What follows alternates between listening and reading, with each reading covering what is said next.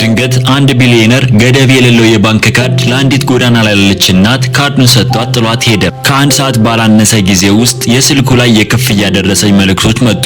ግዢው ግን ምግብ አልነበረም፣ ልብስም አልነበረም፣ ባለ 5 ኮከብ ሆቴልም አልነበረም። ሊዘነጋው የማይችል ትልቅ ነገር ነበር።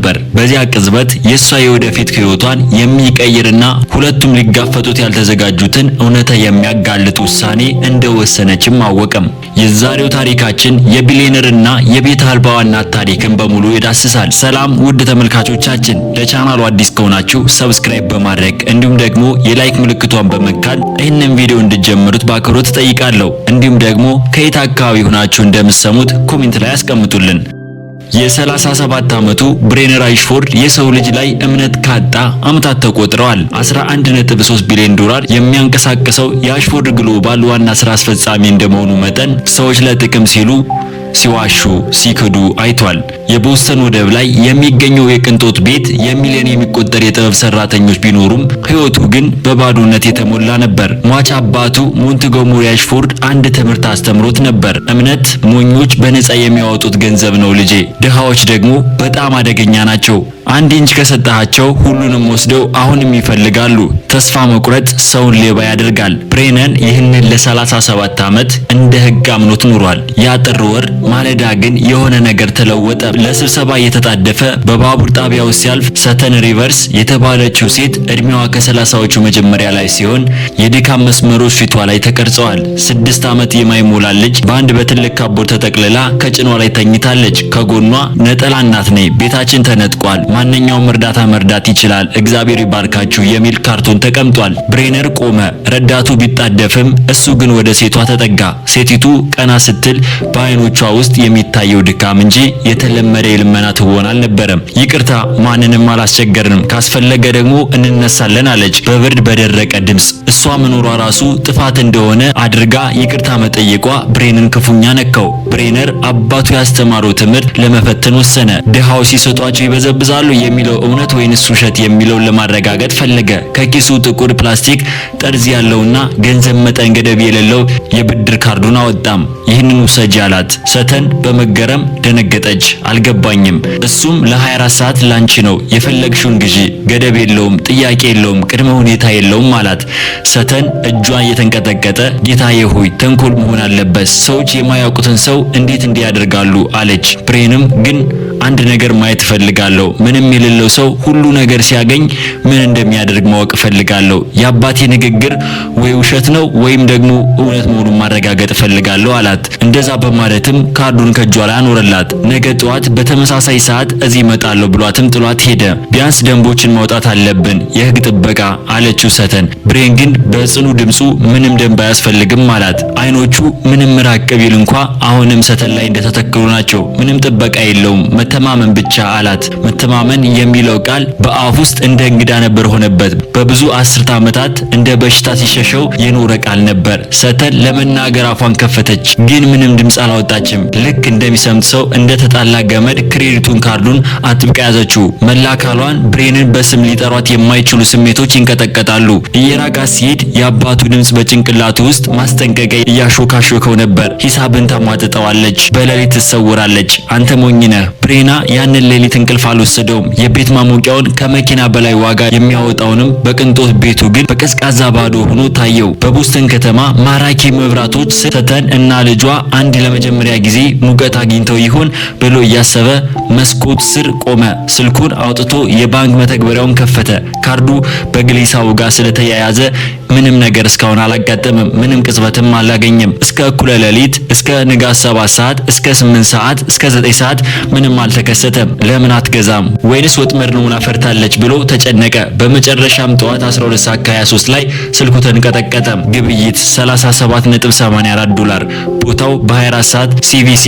ብሬና የልብ ትርታ ጨመረ። በዛ ላይ 52.19 ዶላር በታርጌት መደበር። በዛ ላይ 28.68 የደንኪን ዶናቶች። የገዛችው ነገር የባለጠጋ ግዢ አልነበረም። ይልቁንም በጥንቃቄና በቁጠባ የሚኖር ሰው ፍላጎት ነበረ። ብሬና ከእንግዲህ መታገስ አልቻልኩም፣ ለሹፌሩ ደወለ። ሁሉንም ስብሰባዎች ሰረዘ። ባቡር ጣቢያ ሲደርስ ሰተንን ባለፈው ያያት ቦታ አገኛት። ነገር ግን ሁሉም ነገር ተለውጧል። እንዲህ ሐምራዊ ጃኬት ለብሳለች። ጸጉሯ ተበጥሯል። ቢራቢሮ ጸጉር መያዣ ተደርጎለታል። አዲስ የአሻንጉሊት ዝሆን አቅፋ በቀለም መጽሐፍ ላይ እየጻፈች ነው።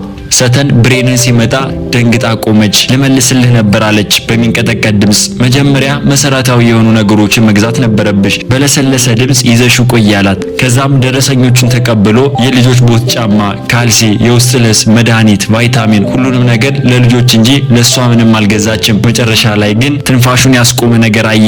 ለመጠለያ ድጋፍ የተደረገ $100 ገንዘብ ለግሰሻል አላት። ሰተንም በፍርሃት እነሱ እኛን ረድተውናል፣ ከኛ የባሰ ችግር ያለባቸው እናቶች ልጆች አሉ አለች። ብሬንም ደረሰኙን እያየ የአባቱ ድምጽ በውስጡ ጠፋ። በዓለም ላይ ካሉ ከማንኛውም ሰው በላይ የራሱ ብቻ እንደምታስብ ምክንያት ያላት ሴት የቢሊየነር ገንዘብ አግኝታ የራሷ ምንም ሳትገዛ ለልጆችና ለሌሎች ችግረኞች አውላለች። አለም ለራስሽ ምንም አልገዛሽም አላት በድንጋጤ። እንዴ ቀዳሚ ናት፣ እኔ እችላለሁ አለች። ብሬናን ለመጀመሪያ ጊዜ ለራሷ በጣም ትንሽ ሆኖ ተሰማት። በሀብት ሳይሆን በሰብአዊና በጨዋነት እኔ ጋር ኑ አላት በድንገት። ሙቀት ያለው ደህንነት የሚሰማውና መሮጥ የምታቆምበት ቦታ ወስዳቸዋለሁ። ሰተን ለመጀመሪያ ጊዜ ከዚህ ዓለም ላይ ጨካኝ ያልሆነ ሰው ሊኖር እንደሚችል አመነች። ብሬናን ወደ ባለ 5 ኮከብ ሆቴል ወሰዳቸው። የህዝብ መናፈሻ የሚታይበት 2 የመኝታ ክፍሎች፣ ሙሉ ማብሰያ ቤት እና ከከርሰ ምድር ባቡር የጨለመ ብርሃን ይልቅ እውነተኛ የፀሐይ ብርሃን የሚያስገባ መስኮቶች ያሉበት። ሰተን በበሩ መግቢያ ላይ ቆመ። ደነዘዘች። ተሻግራ ለመግባት አልቻለችም። ችግር የለውም አላት። ብሬንም በለሰለሰ ድምፁ ይህ ያንቺ ነው፣ እስከፈለግሽው ጊዜ ድረስ ምንም ቅድመ ሁኔታ የለውም፣ ምንም የሚጠብቅሽ ነገር የለም፣ ደህንነት ብቻ። አንድ ትልቅ ሰው መጠራጠር የማታውቀው እንዲህ አዲስ ጫማዋን በሚያብረቀርቀው የእንጨት ወለል ላይ እየጮኸ ወዲያውኑ ወደ ውስጥ ሮጠች። ሁሉንም ነገር በአድናቆት ነካካች። የቬልቬት ሶፋዎችን፣ ወፍራም መጋረጃዎችን እና የእብነ በረድ ጠረጴዛ ላይ የተቀመጡት ፍራፍሬ ሳህኖችን እየጠቆመች ተጣራች። የመታጠቢያ ገንዳ አለ፣ በጣም ትልቅ፣ ልክ ፊልም ላይ እንዳለው። ሰተን በመጨረሻም በማንኛውም ቅጽበት እንደሚሰባበር ህልም ውስጥ የምትራመድ ይመስል ቀስ እያለች ወደ ውስጥ ገባች። የያዘችውን የላስቲክ ከረጢት ትዝታ የያዘውን ብቸኛ ንብረቷን አስቀመጠች። ከዚያም እንባዋ እየፈሰሰ ወደ ብሬን ዞረች። አልገባኝም ብላ በሹክሹክታ ጠየቀች። ድምጽም እየተቆራረጠ ለምንድን ነው ይህንን የምታደርግልኝ? ከኛ ምን ትፈልጋለህ? ብሬናም በንግድ ዓለም ውስጥ ይህንን ጥያቄ በሺዎች የሚቆጠሩ ጊዜያት ተጠይቋል። ሰዎች ሁልጊዜም የሱን መደበቅ ስልቱን ወይም ደግሞ ሴራውን ማወቅ ይፈልጋሉ። ነገር ግን አንዲት እናት ለመጀመሪያ ጊዜ የደህንነት ስሜት ሲመለከት ምንም አይነት የግል ፍላጎት እንደሌለው ተገነዘበ። ምርጫ ብቻ ነበር ያለው። ገንዘብ በትክክል ለምን እንደሚያገለግል አስታወስሽኝ አላት በዝግታ። ረስቼው ነበረ ወይም ደግሞ ምናልባትም ፈጽሞ አላወቀም ነበር። ሰተን እንዲህ የቴሌቪዥን መቆጣጠሪያ ቁልፎችን ስትጫን፣ የሚለዋወጡ ቻናሎችን ስትደሰት ወደ ነበረችበት ተንበርክካ ልጇን አቀፈቻት። ከዚህ በፊት ተስፋዋ የሚሰብር መስሏት አጥብቃ ለማቀፍ ትፈራ እንደነበረ ሁሉ አሁን ግን አጥብቃ ያዘቻት። ማረፍ አለብኝ አለና ብሬን ድምጹን እየጎተተ ገንዳ ውስጥ ተታጠቢ፣ እውነተኛ አልጋ ላይ ተኚ፣ ነገ ጠዋት እመለሳለሁ፣ በቀጣዩ እርምጃዎችን እኔ እወስናለሁ። ሰተን በግራ መጋባትና በፍርሃት ጠየቀች። ቤት፣ ስራ፣ አንዲት የትምህርት ቤት፣ የጤና እንክብካቤ፣ የልጅ እንክብካቤ፣ መረጋጋት። ብሬንን እነዚህን ነገሮች እንደ ንግድ እቅድ ዘረዘራቸው። ምክንያቱም አእምሯቸው ችግር ስነ ስርዓት መፍታት ነው የሚወደው። ይህ ሁሉ ጊዜ መሆን የለበትም አንቺ ካልፈለግሽ በስተቀር። ሰተን አተኩራ ተመለከተችው። ከምርህን ነው? በፍጹም አንተ ለኛ እንግዳ ነህ፣ እኛ ደግሞ ለማንም የማንታወቅ ተራ ሰዎች ነን። እድል ቀንቶ መውጣት ያቃተን ተራ ሰዎች የማትታወቁ ነበራችሁ ብሎ ብሬን በቀስታ አረማት። አሁን ግን እኔ የምከታተላችሁ ሰዎች ናችሁ። አሁን ዋጋ አላችሁ። አሁን ዳግመኛ እንዳትወድቁ የሚያደርጋችሁ ሰው አላችሁ። ሶፋው ላይ ዝልፍልፍ ብላ ተቀመጠች። ልክ ሰማዩን ተሸክሞ የቆየና በመጨረሻም ጠንካራ ነገር ላይ ማሳረፍ የቻለ ሰው ትመስል ነበረ። አመሰግናለሁ ብላ በሹክሹክታ ተናገረች። ቃላቱም የ5 ወራት መከራን ክብደትን የተሸከመ ይመስል ነበረ።